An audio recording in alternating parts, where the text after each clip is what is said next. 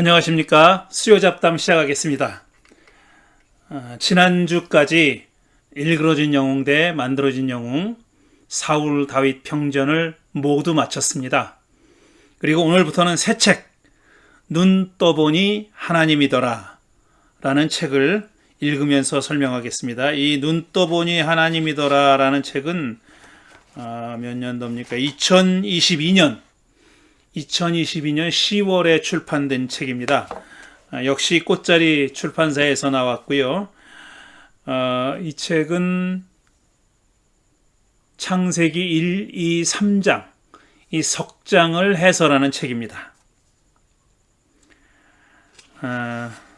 책이 아주 분량이 작습니다. 물론 1, 2, 3장, 창세기 1, 2, 3장 석장을 해설하는 책이니까 제가 쓴 다른 책에 비해서 훨씬 분량이 작지요.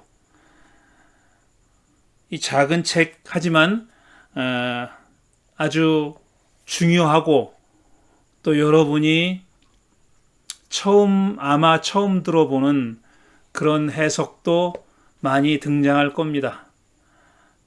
그래서 널리 알려진 창세기의 이야기니까 다 아는 얘기 뭘 또 이렇게 생각하지 마시고 잘 들으시면서 설명을 귀 기울여 들어주시기 바랍니다. 눈 떠보니 하나님이더라 라는 제목은 제가 어느 날 저녁에 저희 동네를 산책하면서 불현듯 떠오른 그런 제목입니다. 눈 떠보니 하나님이더라. 예. 자, 그럼 시작하겠습니다. 여는 글부터 시작하겠습니다. 이 전체적으로 한 200페이지도 안 되는, 그리고 판형도 작습니다. 작은 판형에 200페이지 겨우 넘는, 살짝 넘는 그런 정도의 분량의 소책자입니다. 자, 여는 글, 오늘은 여는 글을 읽으면서 좀 설명을 드리겠습니다. 시작하겠습니다. 여는 글의 제목은 낯익은 이야기를 낯설게 읽기 입니다.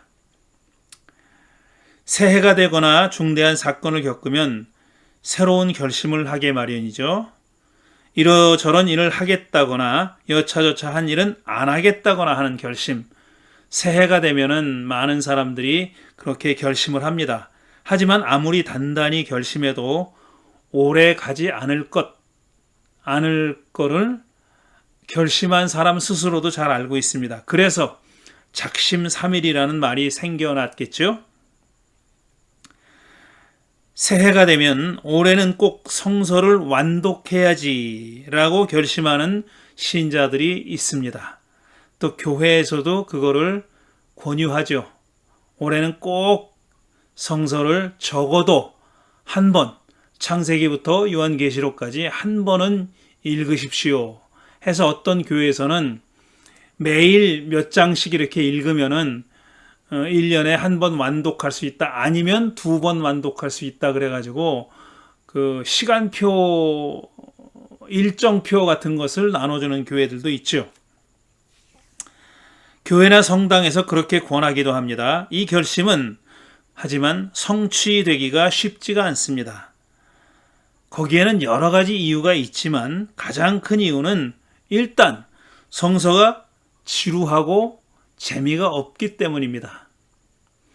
그렇지 않아도 재미있는 읽을 거리나 즐길 거리가 많은 세상인데 굳이 이렇게 지루하고 재미없는 성서를 얼마나 많은 사람들이 읽으려고 하겠습니까? 누가 그걸 읽으려고 하겠냐 하는 거죠.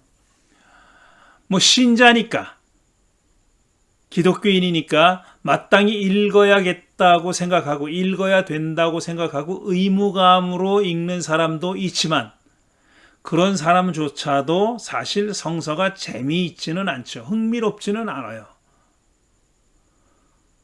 또 어려서부터 여러 번 성서를 읽은 사람은 내용이 매우 익숙하기 때문에 다 알고 있다라는 생각도 하기가 쉽죠.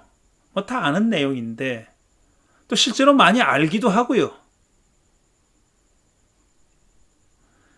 그래서 성서를 완독하는 일이, 읽는 일 자체가 완독까지는 가지 않더라도 읽는 일 자체가 그렇게 쉽지는 않습니다. 쉬운 일은 아닙니다.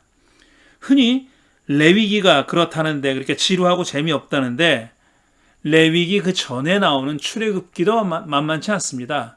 출애굽기 하면은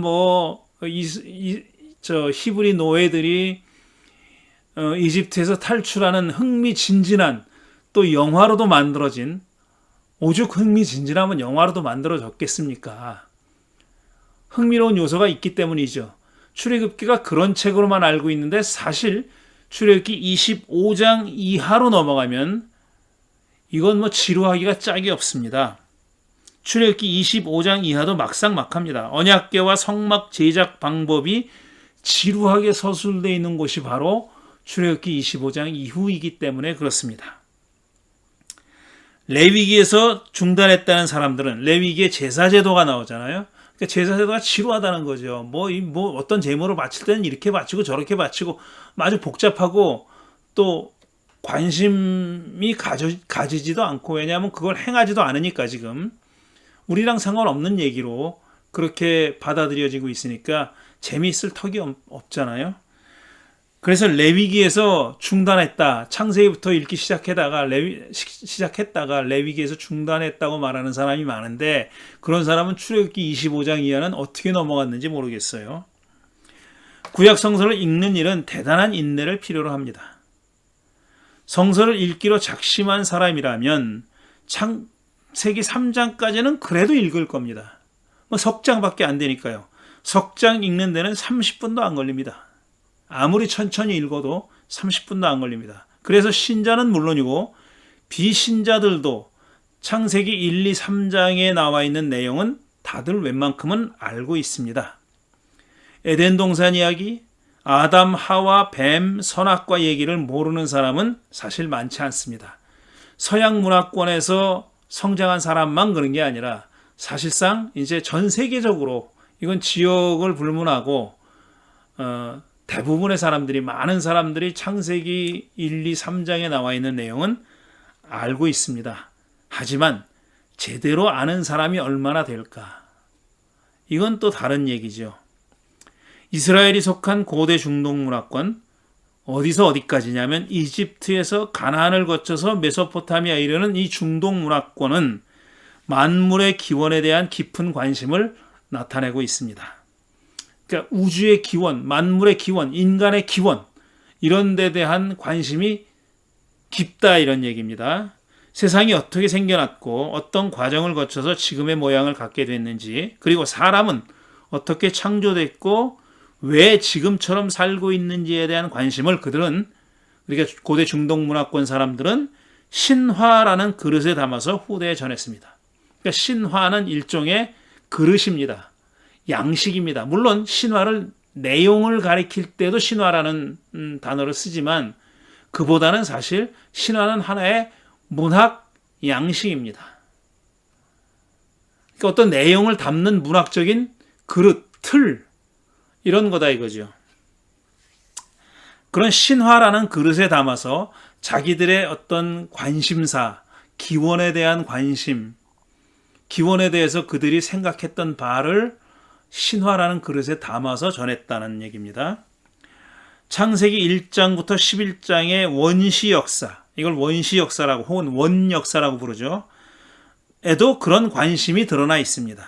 특히 창세기 1, 2, 3장에 전해지는 창조 이야기는 구약 성서를 경전으로 받아들이는 유대교와 그리스도교 모두에 매우 중요한 의미를 담고 있습니다. 당연히 두 종교의 학자들은 이 텍스트에 관해서 수많은 글을 남겼습니다. 어떤 것은 굉장히 학구적인 글도 있지만 또 다른 어떤 영성적인, 굉장히 스피리추얼한 그런 글도 많이 남겼습니다. 이 창세기 1, 2, 3장은 그런 그 거리를 제공해 주는 거예요. 그러니까 학문적으로 연구할 거리도 되지만 또 다른 의미에서는 어떤 그 깊은 영성적인 의미를, 영적인 의미를 추구하는 사람들에게도 매우 중요한 의미를 갖는 매우 중요한 텍스트다, 이런 말씀입니다. 그래서 수많은 사람들이 이 창세기 1, 2, 3장을 갖고 글을 썼습니다. 뭐 헤아릴 수 없이 많은 글이 나와 있고요. 그 다음에 정말 종이와 잉크가 무한히 많이 사용됐습니다. 이런 상황에서 제가 그에 관한 또 한 권의 책을 쓴 겁니다. 제 나름대로는 그만한 이유가 있어서 그렇습니다. 과거 신자들은 목사와 신부가 하는 말에 거의 전적으로 의지해서 믿음 생활을 했습니다. 그랬죠. 이게 뭐 불과 수십 년 전까지만 해도 그랬습니다. 우리가 그러니까 이런 내용을 접할 매체가 글밖에 없을 때, 글과 말밖에 없을 때, 그러니까 어디 가서 직접 대면해서 듣거나 아니면은 글을 통해서 접할 수밖에 없었다는 거예요. 오랫동안 그래 왔습니다. 뭐 사실 테이프 리코딩하고 영상 만들고 그거 뭐 그렇게 오래전 일이 아니잖아요. 전에는 그런 거를 할 생각도 못했어요. 제가 어렸을 때 교회 다닐 때는 그런 게 없었어요. 뭐 녹음을 해서 뭐 남긴다든가 이런 생각을 거의 하지 않았습니다. 그냥 어떤 말씀을 들으려면 그 자리에 갔어야 됐고, 그 다음에 연구를 하려면 글이나 책을 통하지 않으면 안 됐죠. 그게 유일한 방법이었어요. 하지만 지금은 사정이 달라졌습니다. 교육 수준도 과거에 비하면 매우 높아졌고, 그러니까 어떤 상당한 수준이 있는 책을 과거에는 써도 독자가 없었어요. 그런 책을 쓰는 사람들이 독자가 매우 한정돼 있었기 때문에 뭐 출판업도 비즈니스니까 그런 책이 대중을 상대로 출판되기가 어려웠죠. 아주 극소수의 전문가들 사이에서만 유통되거나 그랬죠. 그런데 이 수십 년 사이에 교육 수준이 무척 높아졌어요. 그래서 많은 경우에는 어지간한 전문적인 책들은 전문가가 아니더라도 읽을 수 있게 됐습니다. 그리고 많은 저자들이 그런 내용을, 그렇게 전문적인 내용을 가급적이면 일반 독자들도 읽을 수 있도록 그렇게 쓰는 그런 풍토가 자리 잡고 있죠, 지금은. 내용은 상당히 전문적인데 그거를 전문적인 그 교육을 받지 않은 사람도 읽을 수 있도록, 어지간하면 읽을 수 있도록 출판된 그런 책들도 많이 있습니다. 저도 그런 생각을 하고 책을 계속 써오고 있는 겁니다. 교육 수준도 높아졌고 다양한 매체를 통해서 성서 공부의 기회를 누릴 수 있게 됐습니다. 이제 뭐 유튜브 보면은 뭐 무지하게 많잖아요. 지금 넘쳐나잖아요. 지금 이 영상도 유튜브에 올라가는 거지만 말이죠. 그렇게 올라와 있는 영상들, 주로 영상 매체들, 그 중에는 엉터리도 많지만 좋은 내용을 갖춘 것도 많이 있습니다. 이렇게 자료는 넘치는데 바른 성서 해석을 분별할 눈을 가진 신자는 그렇게 많지 않습니다. 그래서 어떤 사람들은 그 많은 매체들 가운데서 분별을 잘 못해가지고 분별을 제대로 못해서 엉뚱한 내용에 심취되어 있는 사람들도 많이 만날 수 있습니다. 그런 사람들 뭐 주위에 많이 있죠. 교회에서 하는 성서 공부도 마찬가지입니다. 성서학계에서 논의되는 내용에 익숙한 목회자가 일단 드물어요. 목회를 하려면 늘 시간에 쫓기기 때문에 이런 그 최근의 현대 신학 동향이나 아니면 성서 연구의 어떤 새로운 방향, 오리엔테이션 이런 걸 접하기가 쉽지가 않습니다. 의지를 가지고 그걸 찾아다니지 않으면은 사실상 접하기가 힘들어요. 그렇게 많은 경우의 목회자들이 분주하게 삽니다. 또 목회를 하다 보면 그런 열의가 점점 약해지는 것도 사실이고요.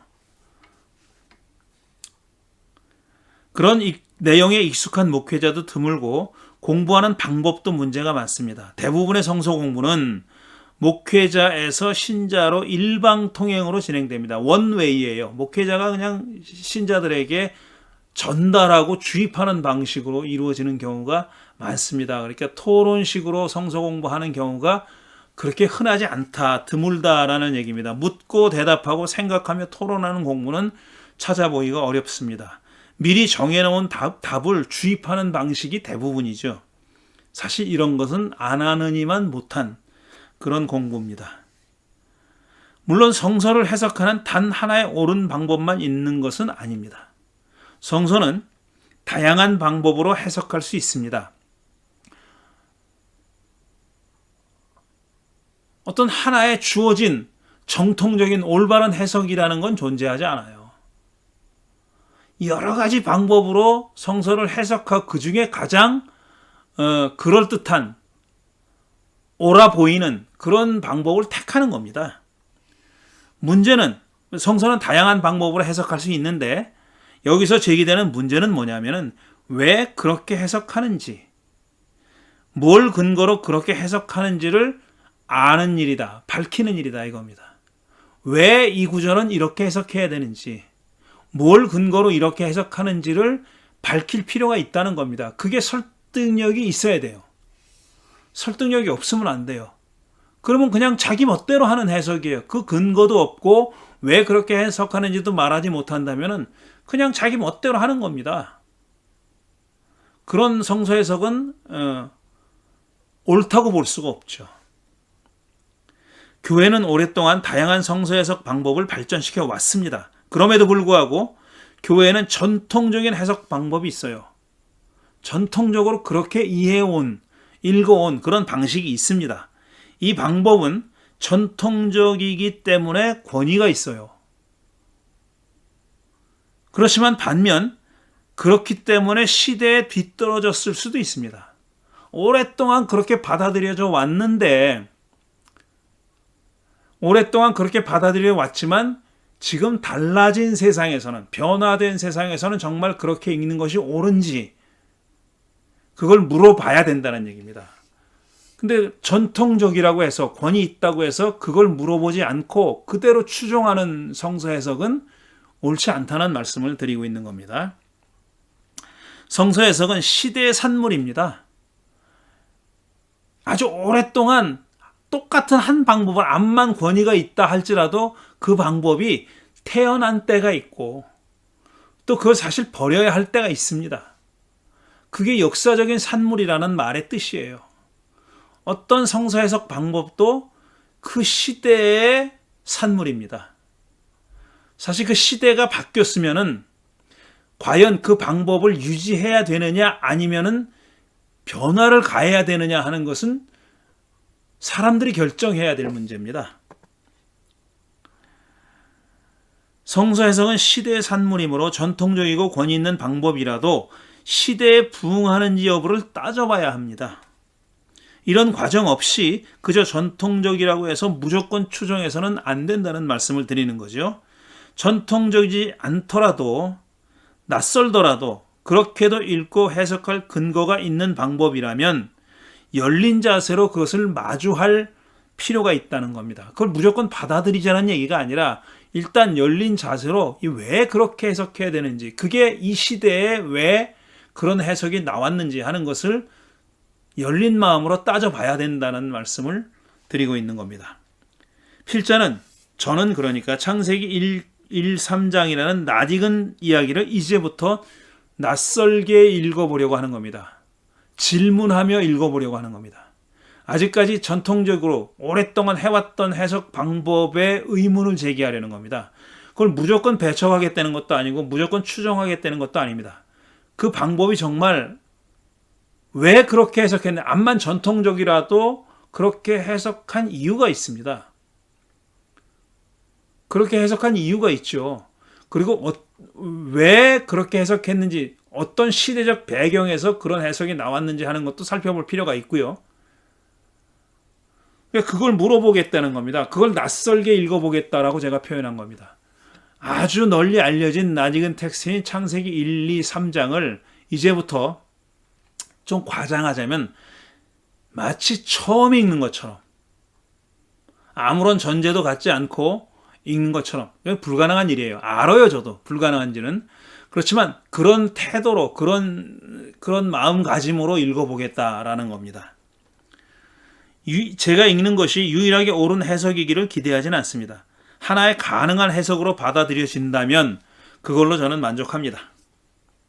두 번째 소단락, 교회는 무로부터의 창조, 라틴어로 creatio ex nihilo, creation out of nothing입니다. 그러니까 아무것도 없는 데서부터 창조가 이루어졌다. 이런 겁니다. 무로부터의 창조 신학을 정통 창조 신학으로 받아들여 왔습니다. 아직까지 그렇게 받아들여 왔고 지금도 우리가 무시할 수 없는, 버릴 수 없는 중요한 창조 신학이고 창조에 관한 교리임에는 분명합니다. 그러니까 무로부터의 창조는 지금도 의미 있는 창조의 신학이에요. 하지만 유일한 신학은 아니고 하나의 신학이라고 말씀드릴 수 있는 거죠. 사실 창조 신학이 유일한 정통적인 창조 신학이라는 건 있을 수가 없어요. 그거는. 성서도 창조에 대해서 그렇게 일률적으로, 천편일률적으로 하나의 신학만을 말하고 있지 않습니다. 그 얘기를 오늘 예를 들어서 설명해 보도록 하겠습니다. 자, 그러니까 무로부터의 창조란 하나님이 아무것도 없는 데서 세상을 창조했다는 거죠. 하나님이 세상을 창조하기 전에는 아무것도 없었다는 겁니다. Nothing. nihilo. 아무것도 없었다는 거예요. Nothing. 아무것도 없었다. 이 신학을 뒷받침하는 대표적인 성서 구절을 오랫동안 교회는 창세기 1장으로 들었습니다. 창세기 1장이 바로 이 오래된 창조 교리요 신학인 크레아치오 엑스 니힐로의 근거 본문이었다는 겁니다. 또한 교회는 창세기 2장과 3장을 아담과 하와가 어떤 죄를 지어서 타락했고 그래서 죽음이 어떻게 세상에 들어왔는지 또 그들이 저지른 죄가 후손들까지 어떻게 죄인으로 만드는 원죄가 됐는지 오리지널 씬이 됐는지에 관한 이야기로 믿어왔습니다. 창세기 2장과 3장을 그렇게 읽어왔습니다. 창세기 2장 3장 에덴 동산 이야기는 곧 원죄에 관한 이야기, 인간의 원죄에 관한 이야기로 그렇게 읽어왔다는 겁니다. 그러니까 원죄 교리를, 원죄 신학을 뒷받침하는 성서적 근거로 그렇게 받아들여져 왔다는 그런 얘기가 되겠습니다. 그러니까 창세기 1, 2, 3장은 무로부터의 창조와 인간의 타락과 원죄의 교리를 뒷받침하는 역할을 해온 겁니다. 교단마다 약간의 차이는 있지만 가톨릭과 정교회, 개신교의 약간의 차이는 있습니다. 하지만 대체로 교회는 오랫동안 이 교리를 믿었고 지금도 믿고 고백하고 있습니다. 그런데 우리와 똑같이 구약성서, 그들은 성서라고 하는 구약성서를 경전으로 받아들이고 있는 유대교에는 원죄 교리가 없습니다. 유대교는 원죄를 믿지 않아요. 그럼 에덴 동산 이야기를 뭘로 믿느냐? 그건 원죄를 얘기하는 그 이야기라고 얘기하지 않아요. 그러니까 원죄라는 것, 우리 인간은 아담과 하와가 선악과를 따먹은 이후로 말하자면 유전적으로 모든 인간들이 그 이후에 태어난 모든 인간들이 죄를 안고 태어난다 이거잖아요. 그게 원죄잖아요. 유대교에는 그런 인간관이 없습니다. 그러면 유대교는 창세기 2장과 3장을 우리와는 다르게 읽는다는 얘기죠. 다르게 읽을 가능성이 있는 겁니다. 지금은 비단 유대교뿐 아니라 그리스도교 안에도 그렇게 읽는 학자들이 많이 있습니다. 굉장히 많이 있어요. 이거 원죄에 대한 얘기가 아니라고 그렇게 이해하는 그런 학자들이 많이 있습니다. 근데 왜 대부분의 기독교인은 그걸 모르느냐? 얘기 안 해주니까 모르는 거지. 얘기 안 해주니까. 지금 구약성서의 어떤 흐름이 구약성서가 어디까지 왔는지 뭐를 지금 중점적으로 연구하고 있는지, 어떤 연구 방법이 있고 어떤 내용이 있는지를 얘기하지 않으니까 모르는 겁니다. 왜 얘기하지 않냐 하면 일단 목회자들이 그걸 따라잡지 못하는 게 가장 큰 이유고, 그 다음에 그걸 그 내용을 알고 있는 목회자들도 이게 무슨 신자들의 신앙에 방해가 되면 방해가 됐지 도움이 되지 않는다고 생각하고 얘기하지 않는 거예요. 그래서 모르는 겁니다. 저는 그게 잘못됐다고 생각하는 거죠. 그런 입장, 태도가 잘못됐다고 생각하는 겁니다. 성서학계에서는 1세기 이상 전부터 이 교리들이 성서의 진술에 부합하는지를 의심해왔고, 괜히 의심한 게 아니라 연구하다 보니까 이거 그런 얘기가 아닐 수도 있겠는데 라고 생각하기 시작한 게 벌써 한 세기가 넘었어요. 100년이 넘었다고요. 전통적인 해석과는 다른 해석들이 제기되어 왔습니다. 그래서 그렇게 됐다는 거죠. 두 교리가 중요한 자리를 차지하고 있어서 교회에서 중요한 정통 교리잖아요. 이런 정통 교리와 다른 해석을 내놓으려면 용기가 필요했습니다. 지금은 그런 용기의 필요성이 많이 약화됐어요. 얘기해도 돼요. 그러나 수십 년 전에만 해도 그러지 않았습니다. 1세기 전에는 말할 것도 없었고요. 이런 정통교리와 다른 얘기를 했다가는 쫓겨나기 십상이죠. 지금도 한국 교계에서는 무슨 얘기를 했다고 종교 다원주의자라고 해서 쫓겨나. 그 다음에 창조교리와 다른 얘기를 했다고 해서 쫓겨나. 이런 일들이 있잖아요. 21세기에도 그런 일들이 벌어지고 있습니다. 물론 그런 교단, 그렇지 않은 교단이 있지만요. 그러니 지금부터 50년 전, 100년 전에 이렇게 정통교리라고 받아들여졌던 교리와 다른 얘기를 하기가 쉬웠겠냐고요. 많은 사람들이 그런 얘기를 했다가 쫓겨났죠. 용기를 내야 했지만 최근 들어 학자들은 다양한 해석들을 내놓고 있습니다. 그만큼 학문의 자유가 확대됐기 때문에 그렇습니다. 자, 그러면은 창세기 1장이 정말 그 교리를 말하는지 잠시 생각해 보겠습니다. 이건 나중에 본격적으로 이 창세기 1장부터 읽어 나가겠지만 일단 맛보기로 조금만 얘기해 보겠다는 겁니다. 자, 무로부터의 창조 교리의 옳고 그름을 따지자는 게 아닙니다. 그게 옳은 교리냐 아니면 틀려먹은 교리냐 이걸 따지자는 게 아니라 창세기 1장을 그 무로부터의 창조의 교리를 뒷받침하는 근거로 삼는 게 타당한지를 성서학적으로 따져보자는 얘기입니다. 그러니까 무로부터의 교리가 옳다 그러다 얘기가 아니라 창세기 1장을 근거로 삼는 것이 옳으냐 이겁니다. 그런 얘기입니다. 선입견을 버릴 수만 있다면, 그렇게 낯설게 읽을 수만 있다면 창세기 1장은 무로부터의 창조와 무관함을 알 수 있습니다. 자, 창세기 1장 1절과 2절은 이렇습니다. 태초에 하나님이 천지를 창조하셨다. 땅이 혼돈하고 공허하며 어둠이 깊음 위에 있고 하나님의 영은 물 위에 움직이고 계셨다. 이게 창세기 1장 1, 2절입니다. 자, 여기서 혼돈, 어둠, 공허, 깊음 이런 건 추상명사죠. 추상명사는 형체가 없는 겁니다. 그러면 물질적 존재가 아니에요.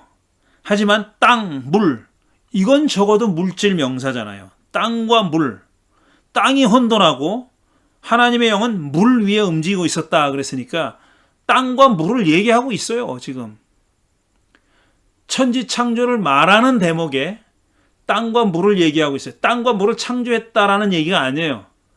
근데 창조하셨을 때 이미 있었다라고 얘기하잖아요. 땅과 물이 있었다. 땅은 혼돈하고 공허했고 물은 하나님의 영이 그 위에 움직이고 계셨다. 그러니까 뭔가 물질 명사인 땅과 물이 이미 태초에 있었다라는 얘기입니다. 그러니 창조 이전에는 아무것도 없었고 하나님이 아무것도 없는 데서 천지를 창조했다는 주장은 적어도 이 텍스트와는 맞지 않습니다. 그렇죠. 이게 뭐 부정할 수 없잖아요. 이런 사실을. 부정할 이유도 없고요. 그러니까 무로부터 창조 교리가 여기서 비롯됐다라고만 주장하지 않는다면은 이거를 굳이 부인할 이유가 없는 거예요. 있었어요. 추상명사는 제껴놓더라도 물질명사가 사용되고 있지 않습니까? 무로부터의 창조 교리는 창세기 1장 1, 2절에는 부합하지 않습니다. 그래서 무로부터의 창조 교리가 성서적 근거가 없다는 얘기가 아니에요. 창세기 1장 1, 2절이 그 근거로 사용될 수는 없다는 얘기를 하고 있는 겁니다. 무로부터의 창조가 틀렸거나 비성서적이란 얘기가 아니라 창세기 1장 1, 2절과는 상응하지 않는다. 이런 말입니다. 보충 설명입니다. 무로부터의 창조 교리에 성서적 근거가 없다는 얘기는 아닙니다. 근거로 찾으려면 얼마든지 찾을 수 있어요. 가톨릭 제2경전인 마카베오 7장 28절. 그러니까 개신교 성경에는 개신교에서는 외경으로 취급하지만 가톨릭에서는 제2경전에 포함되어 있는 마카비서라고 하는 마카베오 하 7장 28절에 바로 그 근거가 나옵니다. 거기에는 어떤 얘기가 있냐면 순교당할 아들들에게 어머니가 한 다음과 같은 말이 전해지는데 그 안에 이런 내용이 있어요. 얘야, 내 부탁을 들어다오. 하늘과 땅을 바라보아라. 그리고 그 안에 있는 모든 것을 살펴라. 하느님께서 무엇인가를 가지고 이 모든 것을 만들었다고 생각하지 말아라. 그러니까 뭔가 재료를 가지고 이 세상을 만들었다고 생각하지 말아라. 인류가 생겨난 것도 마찬가지다. 인류도 하나님 어떤 재료를 가지고 만드신 게 아니다. 이런 얘기예요. 뭔가를 가지고 이 모든 것을 만들었다고 생각하지 말아라. 아무것도 없는 데서 만드셨다. 이런 얘기잖아요. Creatio ex nihilo. 여기서 말하고 있는 게 바로 그 신학이죠. 이 구절은 무로부터의 창조 교리가 담겨있는 가장 오래된 구절로 인정받고 있습니다. 이게 중간사 시대의 문서잖아요. 자, 계속해서 창세기 2장과 3장의 에덴 동산 이야기를 타락, 원죄, 죽음의 기원에 관한 이야기를 읽는 것에도 의문을 제기할 만합니다. 정말 그런가? 의문을 제기할 만해요. 어떤 의미에서 그러냐? 간략히 설명합니다. 나중에 자세히 설명합니다. 제가 에덴 동산 이야기에는 원죄는커녕 오리지널 신은커녕 죄, sin이라는 단어도 사용되지 않고 있습니다. 그 말이 여기 안 나와요. 죄라는 말이 일단 안 나와 여기. 물론 죄라는 말이 나와야 꼭 죄의 개념이 표현되어 있다고는 보지 않아요. 하지만 일단 그 단어가 나오느냐 안 나오느냐는 중요한 어떤 그 근거 중에 하나는 될 수 있죠. 죄의 기원을 얘기하는데 죄라는 말이 안 나와요 여기. 원죄라는 말은 말할 것 없습니다. 원죄라는 말 자체가 안 나와요. 죽음이란 단어는 거기 나옵니다. 죽는다 그러잖아요. 이것을 먹으면, 이 선악과를 먹으면 죽는다 그랬잖아요. 그러니까 죽음이라는 단어는 거기 있지만 죄라는 단어는 등장하지 않습니다. 에덴 동산 중앙에 생명나무와 선악을 알게 하는 나무가 있었습니다. 아시죠? 하나님은 후자에, 그러니까 선악을 알게 하는 나무의 열매를 먹지 말라고 했습니다. 먹는 그날, on that day, 먹는 그날 반드시 죽을 것이라고 그렇게 말씀하셨어요. 먹는 그날 반드시 죽는다. 끝. 여기 뭐 어떤 토를 달 수가 없어요. 그 다음 날도 아니고 열흘 후도 아니고 죽을 수도 있다도 아니에요. 반드시 죽는다. 죽을지도 몰라. 이게 아니에요. 어떤 조건이 있다면 딱 하나입니다. 선악과를 먹는 일. 그게 조건이에요. 먹는다면은 그날로 반드시 죽는다. 이렇게 얘기했어요. 생명나무 열매는 먹어도 됐습니다. 그건 금지 명령이 없어요. 생명나무 열매에 대해서는 금지 명령이 없습니다. 그건 먹어도 된다는 얘기예요. 그러니까 딱 하나, 동산 안에 있는 모든 나무의 열매는 먹어도 되는데 딱 하나, 생명나무 열매는, 그러니까 선악을 알게 하는 나무 열매는 먹지 말아라. 그러니까 먹어도 되는 나무에 생명나무도 포함되는 겁니다. 만일 아담과 하와가 생명나무 열매를 먹었다면 죽지 않고 영원히 살았을까?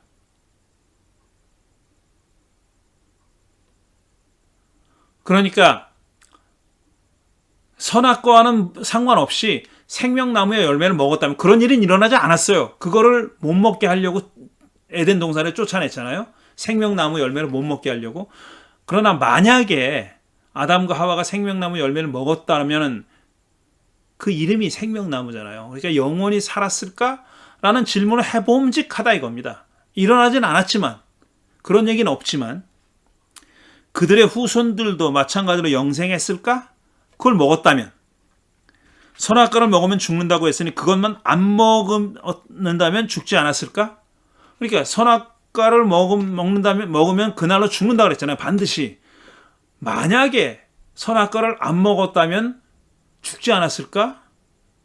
그렇다면 생명나무는 무슨 쓸데가 있는 거예요? 생명나무가 의미가 있는 것은 선악과를 먹었다는 전제하에 의미가 있는 거잖아요. 또 선악과를 먹은 일이 일어났기 때문에 생명나무 열매를 못 먹게 하려고 쫓아냈단 말이에요. 그러니까 생명나무의 의미는 선악과를 먹었을 때만 의미가 있는 겁니다. 선악과를 안 먹었다면 죽지 않을 테니까 생명나무 열매를 굳이 먹을 이유가 없다는 얘기입니다. 그게 논리적으로 맞잖아요. 그렇다면 생명나무 열매는 쓸모없는 게 아닌가? 제가 말씀드린 거고요. 선악과만 먹지 않는다면 그걸 안 먹어도 안 죽을 거 아니냐 이거예요. 만약 둘 다 먹었다면 어떻게 됐을까? 생명나무 먼저 먹고 선악과를 먹든지 아니면 선악과를 먹고 생명나무를 먹었으면 어떻게 됐을까 하는 거예요. 생명나무를 먹으면 안 죽어요. 근데 선악과를 먹었어요. 그럼 죽는다고 돼 있잖아요. 어느 게 더 세냐 이거예요. 어느 게 더 큰 효과를 발휘하느냐 하는 겁니다. 물론 이거는 일어나지 않은 일에 대한 상상입니다. 논리적인 상상이죠. 그러니까 선악과를 먹으면 죽게 되어 있고 생명나무 열매를 먹으면 죽지 않고 영원히 살 거라고 했으니 둘 다 먹었을 경우가 궁금하지 않느냐 이겁니다.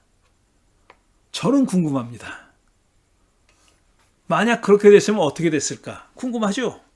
이 모든 의문은 선악과를 먹은 그날 죽지 않았기 때문에 생겼습니다. 죽었다면 이런 의문을 할 게 없어요. 아, 그러면 생명나무를 먹었어도 소용이 없었겠네. 그날로 죽었다면은. 이렇게 생각하기 마련이죠. 그렇게 생각할 수 있잖아요. 그런데 죽지 않았어요, 그날로. 아담은 900 몇십 년을 살았어요. 그러니까 하나님 말대로 그날 그들이 죽었다면 이런 질문을 할 필요가 없었을 터입니다. 궁극적으로는 두 나무가 에덴 동산에 함께 있었다는 사실이 이 모든 문제의 발단입니다. 두 나무가 에덴 동산에 나란히 있었다는 것이 이 모든 문제의 발단이죠. 이 모든 질문의 전제죠. 이런 질문은 생길지언정 아담과 하와가 선악과를 따먹은 행위가 원죄가 되어 모든 인류가 죄인으로 태어난다는 주장의 근거는 적어도 창세기 2장과 3장에는 없습니다. 없어요. 에덴 동산 이야기는 이와는 다른 이야기라는 얘기입니다. 에덴 동산 이야기는 그러니까 원죄에 관한 얘기가 아니라는 얘기입니다. 이 이야기는 나중에 더 자세히 해보겠습니다. 이번부터 너무 길지 않게 하려고 그래요. 그래서 오늘 이 여는 글의 절반만 얘기하도록 하겠습니다. 너무 길면 또 지루해서 많이 안 들으시더라고요. 그러니까 여기서 끊겠습니다. 이제 작은 단락 3번과 4번은 다음 주에 계속해서 이야기하도록 하겠습니다. 이 열린 글이 끝나면 바로 창세기 1장에 관한 해설 한 처음에 라는 제목이 붙어있는 제1장부터 시작하도록 하겠습니다. 자, 그럼 오늘은 여기까지만 하겠습니다. 감사합니다. 다음 주에 뵙겠습니다.